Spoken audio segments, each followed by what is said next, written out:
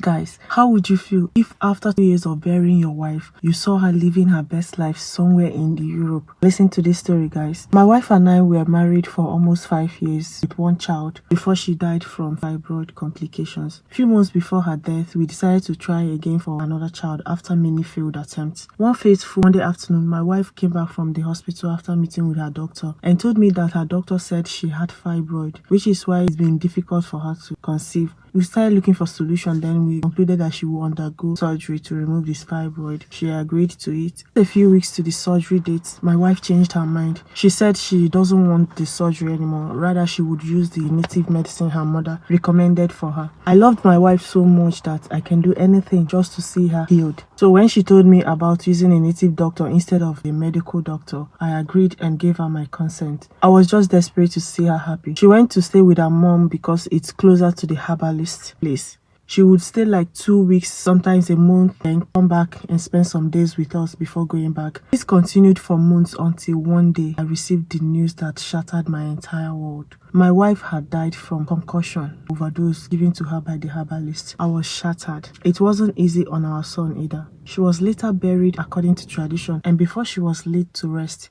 I saw my wife's corpse with my 2 naked eyes. 4 years later, I got a visa to one of the European countries, so I traveled, leaving our son with my aged parents. He was going to join me later. It's been 3 years since I relocated to this foreign country. Then one Saturday morning, I went to this local market to buy some African foodstuff, and I got the shock of my life. Tell me why I would see someone that looks exactly like my wife shopping in the same market. Accompanied by her was this man and a little boy. I presume they were her husband and their son. I stood there watching every move this woman made. Her voice, her body language, her laughter, everything about this lady screamed my wife. I stood there wondering if God can actually create 2 people exactly the same way, both in character and physical appearance. I couldn't hold it anymore, so I walked up to her, called her by her name. Blessing, she turned. But when she saw me, her countenance changed. She asked, "Please, do I know you?" I said, "Sorry, you look exactly like someone I used to know." My wife, she said, "No, it's not me." Without looking back again, she left to go and meet her husband and kid where they were. It wasn't up to 2 minutes I saw them leaving. Within me, I knew that that was Blessing, my late wife. I was convinced. But what should I do? How do I get to the bottom of this? Immediately they entered their car, I jumped into mine and started following them until they got to this house I believe was their house. Then I turned and went back home. The next day, I went back to that house. Inside, I met only the man, her husband. I approached him and I said, "Excuse me, sir. I met someone that looks like my late wife here yesterday. Could you tell me your wife's name?" He said, "Blessing." "Exactly," I said. "That's my late wife's name." Then I brought out my phone and showed him my late wife's pictures, including our wedding pictures. He was as shocked as I was. We both decided that I wait for her to return home so we could confront her together. Few hours later, the door opened.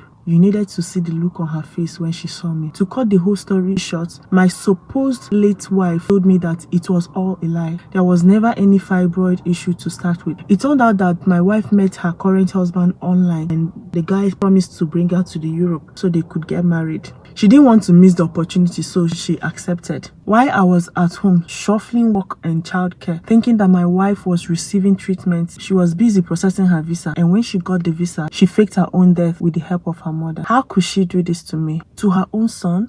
How could a mother abandon her own child because she wanted to travel to the Europe? She made us mourn her for 7 years. 7 years of emotional bondage, all for nothing. Will I ever trust any woman in this life again? I'm not sure.